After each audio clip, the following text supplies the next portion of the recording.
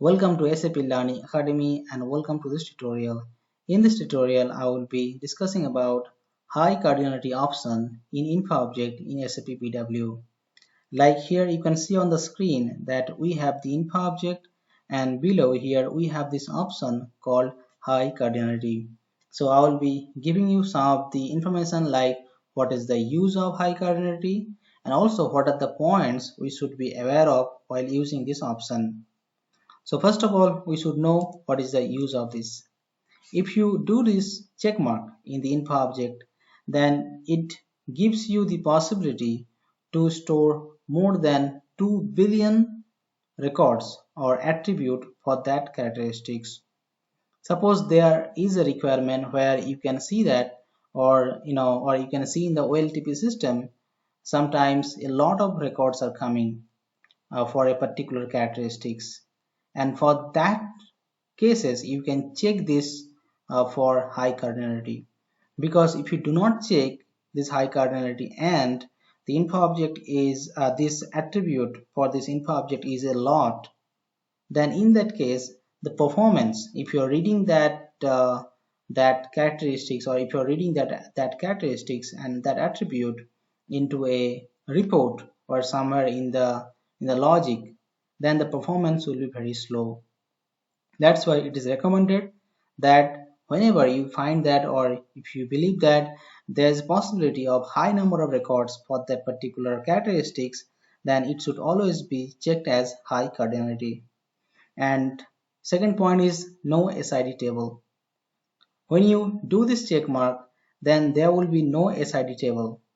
It will be directly linked with the key, meaning that as you might know that the concept of SID, like every characteristics will have a SID table, and when you are reading the info object from your client, BI client, then instead of reading from your main characteristics, the data will be read from the SID.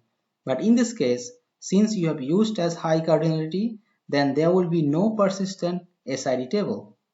So that key is the main field here.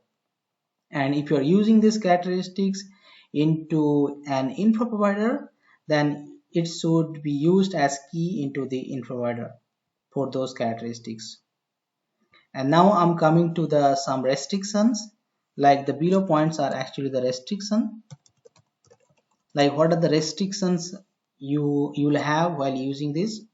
Like you cannot use in InfoCube. If you are working on previous BW version and you have the InfoCube there, so you cannot use this type of characteristics there. And you cannot use in SAP HANA Analytics Analysis Processes, and you cannot use in navigation attribute. This kind of characteristics cannot be used in navigation attribute, and also it cannot be used in hierarchies.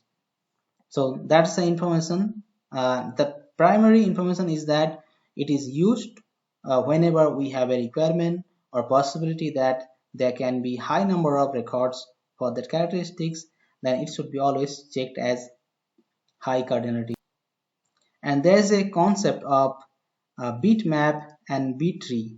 It's about the indexing.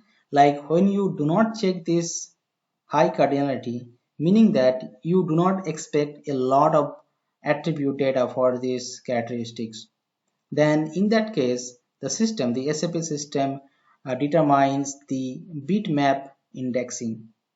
But when you do this check mark, meaning that you have a possibility to get a lot of number of data, like as I said that it can store up to or more than 2 billion records, then it uses the B-tree indexing concept.